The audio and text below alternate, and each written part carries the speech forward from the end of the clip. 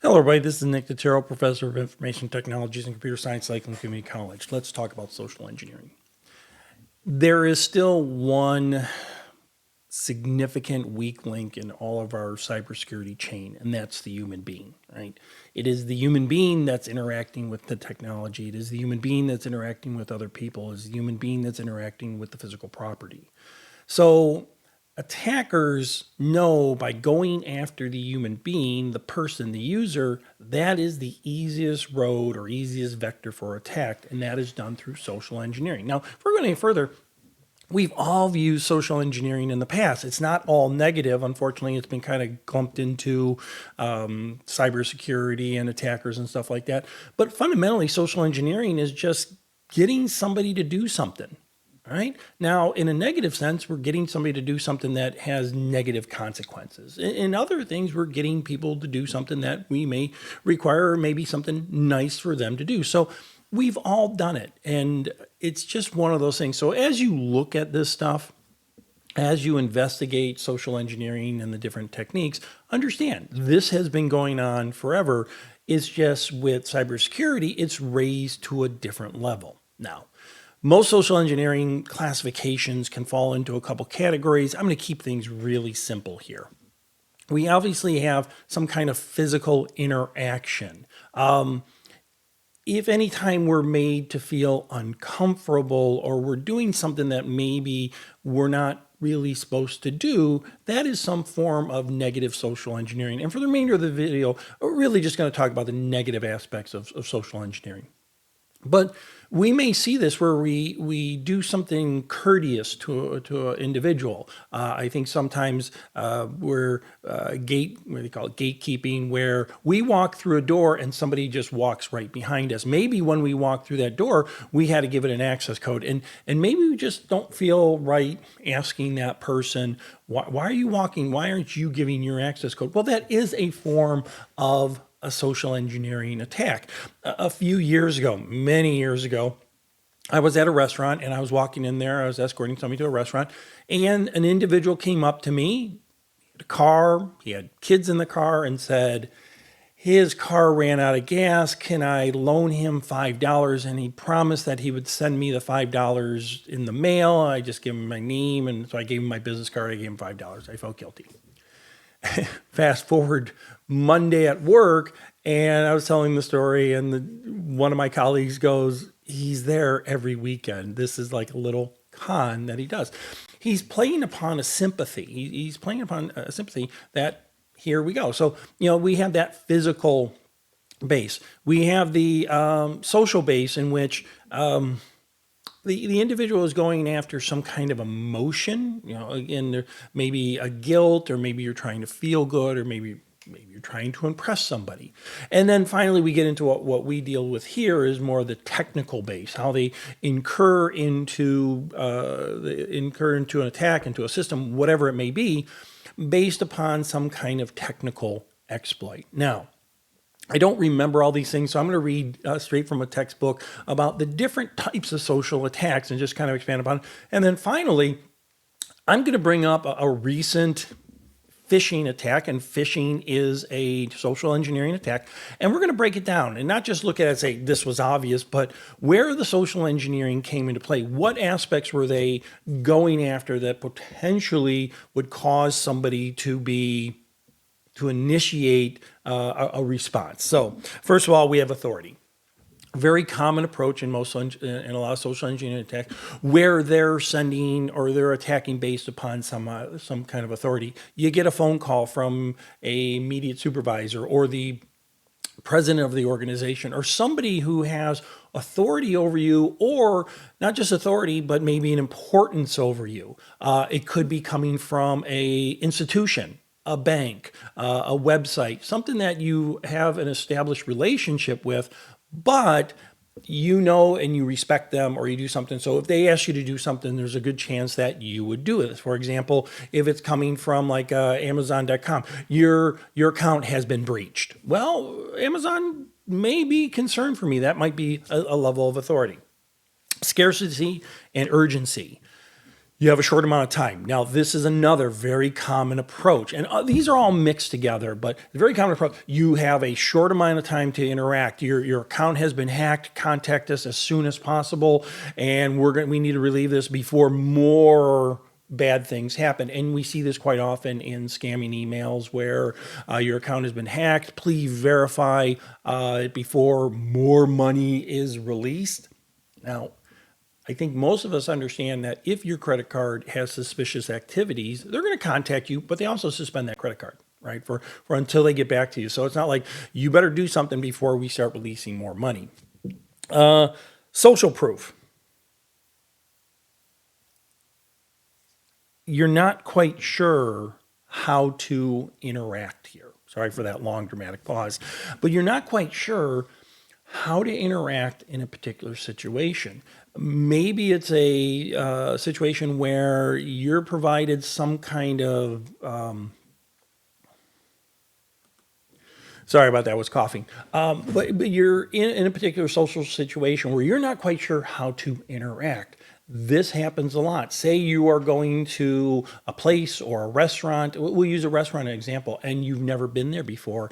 And this might be to the extreme, but you pull in and the valet comes up to you and says, I'm going to park your car. So you give them the ticket and you find out they don't have a valet service there. So that might be one of those extreme situations where somebody goes off with your car. We see that on TV. But you see, when you don't know how to act in those given situations, it's ripe for the chance that somebody will direct you in a wrong direction. Likeness.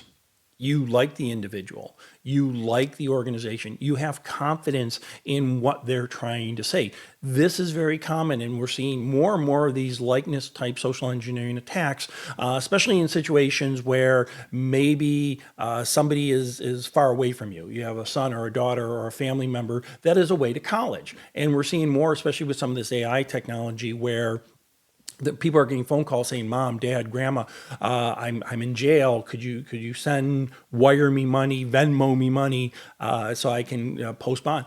Well, if you're in jail, they're not going to take a Venmo. And I know I'm kind of being obvious here, but think about that. When it's in the middle of the night and somebody you care about is in potential harm, you're going to do what you can to alleviate that. So we may be pulling out credit cards or something. So likeness is again, they're trying to build a confidence. Many years ago, this would be called a confidence game, where they're taking you into some kind of confidence.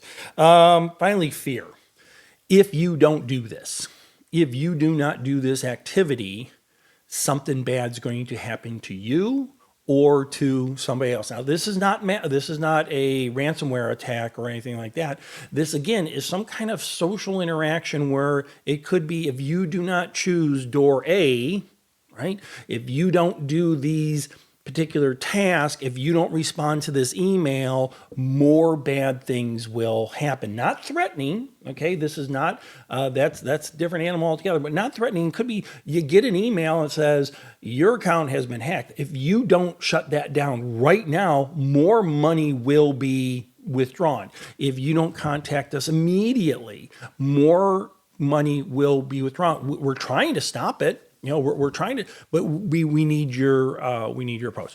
Now, with those couple of things, I'm going to go up to a very recent email, a very recent phishing attack. And there's different, this is not about phishing and spear phishing and stuff like that. This video is about social engineering. But I want to take a look at this particular email that I just received recently. And on a scale of 1 to 10, I'm going to give it a 4. When I really began to look at it, I knew it was a phishing attack. But when I immediately got it, there were some interesting things there. They used certain colors and certain fonts. They were saying certain things, and it triggered a response to me. And I said to my wife, I said, I think my PayPal account is being hacked. As soon as I took a deep breath, and there's that sense of urgency, again, we'll break this down. There's that sense of urgency. As soon as I took a breath and I looked at it, I said, nope, this is really just a phishing attack and some potential other things. So let's take a look at my email. Sorry for Sorry for the glitch there. I was moving some things around. All right, so let's take a look at this email. First of all, I'm going to scroll to here, what I initially saw. And what I initially saw was this PayPal alert. Now, think about this. PayPal has a little under 500 million. I think it's in the 450 million users use PayPal. Billions of dollars in transactions are going across PayPal on a daily basis. So there is a good chance that whoever sent this email, they may not know if I have PayPal or not, but they're taking a little chance saying, you know what, good chance that if I send this out, this type of email out, that I'm going to hit somebody that does use PayPal. So, and they did. I do have a PayPal account. But this initial look, I said, that's PayPal Blue. And it appears to be all the formatted options that I've seen on PayPal. They have an invoice, they have a date, they say something has been paid, they're telling me a transaction, they have a trade ID. They even were nice enough, and organizations do this, to call tech support. So the reason I give this a 4 out of 10 is it did elicit a response from me. This came to me and I'm like, my PayPal account may be being breached. I need to address something very, very quickly. Now, after about 30 seconds of looking at this, and again, 30 seconds, I'm in a panic mode. I got to contact PayPal. I'm checking. I knew not to respond immediately, so I went to my PayPal app on my phone, and there was nothing there. So after that initial 30 seconds, I need to do something, and there was no response on the phone, or I began to look. Let's take a look and let's talk about some of the social engineering that was involved here. Obviously, there's a couple things here. There is a plea from an authority, right? This is coming from PayPal. I have an interaction with PayPal. PayPal has some private information of mine. PayPal has my credit card information, my email addresses, my phone numbers, and things like that. So this is coming from some kind of authority, and it's a past history. So the hackers, or the spammers, or whatever you want to call them, they kind of hit that target. The next target they hit was fear. They sent a chill down my. They're showing me an amount of almost $500, $499.69. Now, there is a lot of psychology here. Why don't they just put 500 or put 1,000? Well, 499.69, that's a pretty interesting number. We know that's a large number. It actually looks larger psychologically than 500.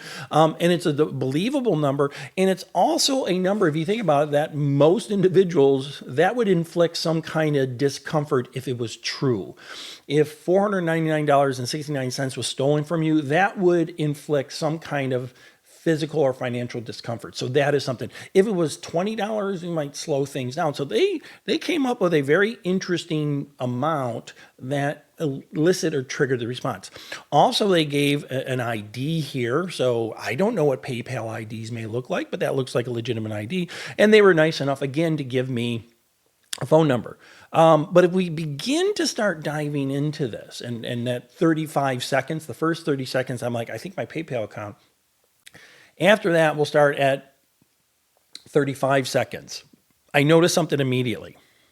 I noticed it said, Dear Nicholas, or Dear Endatira at lakelandcc.edu. I don't use my Lakeland account for PayPal. I don't.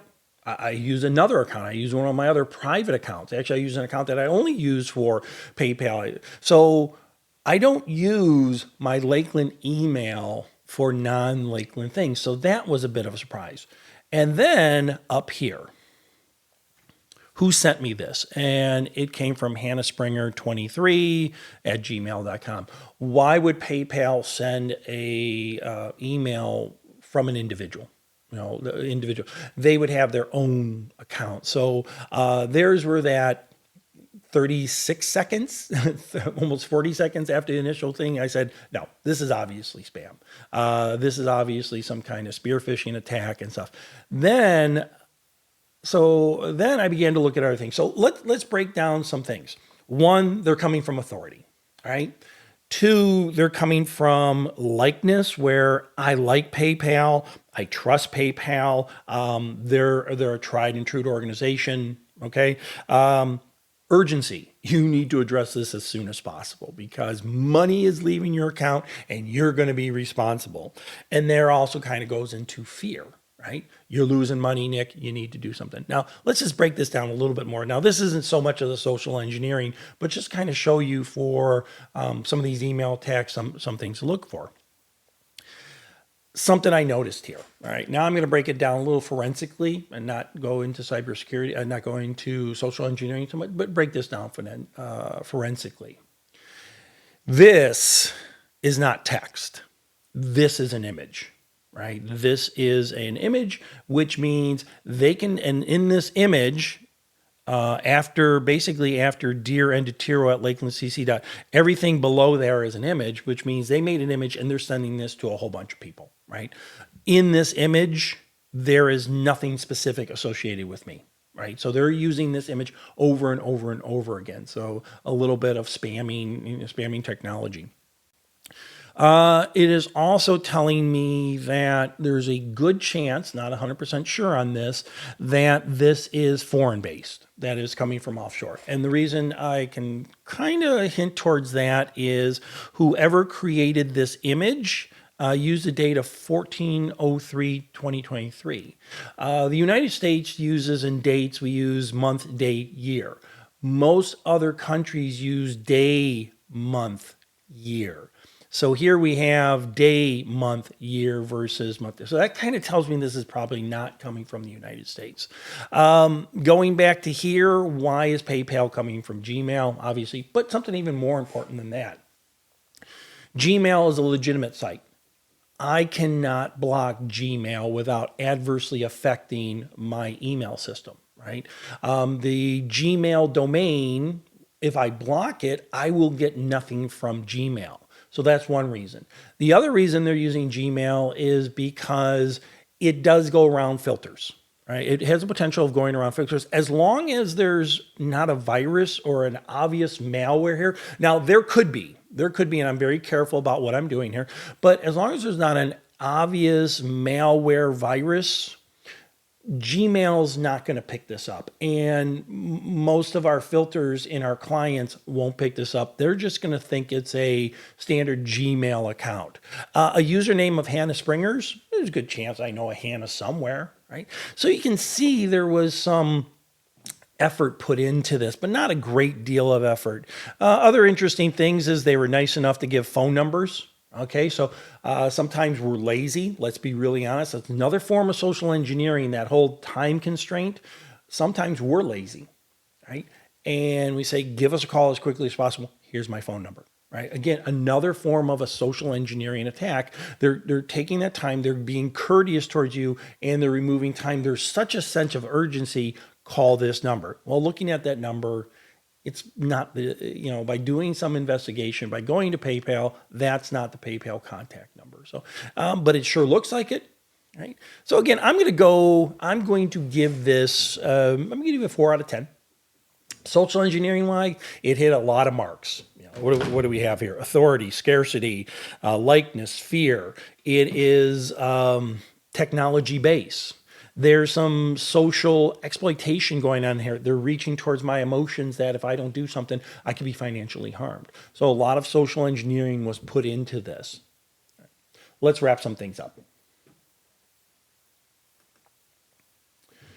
All right. I use this email just as an example towards social engineering.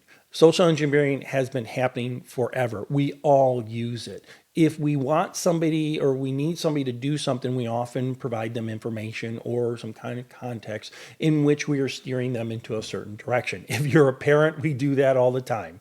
But so we have the positive forms of social interaction, social engineering, where we can be polite. Can you do me a favor? Could you run whatever happens all the time? I ask my friends sometimes if I'm late to the office, can you post a note on my door? Right? That's a form of social engineering, and that's completely acceptable, and it's been going on for others. We're more concerned in cybersecurity with negative social engineering, where somebody is doing something where they're pushing you into a direction that you really could be potentially causing yourself harm or other people harm, maybe financial harm or physical harm or some kind of social impact. So let's not confuse the two. We're all guilty of it. And shouldn't use the word guilty, but we all use social engineering. Also, we do use social engineering kind of in that gray area where we're getting people to do something that maybe there's a sense of urgency. How many times have you sent an email, a legitimate email, to a colleague saying, I need this as soon as possible? Do you really need that as soon as possible? Right? But you want it done as soon as possible. So we obviously have the white side of social engineering where we're basically saying, hey, we need this, we need to direct people in a certain direction. We have the dark side where they're directing us into a situation that is obviously very negative. And then we do have a gray area. That gray area, and we've all done this, where we have a sense of urgency, but it's not wrong, but it's not right. We ask somebody, could you do me a favor? Oh, if you're going to McDonald's, will you pick up a cheeseburger for me or something like that. So keep that in mind as you go through the cybersecurity classes or courses or everything like that. It is part of who we are. The whole concept of social engineering is part of who we are. Right? That being said, let's go and learn something.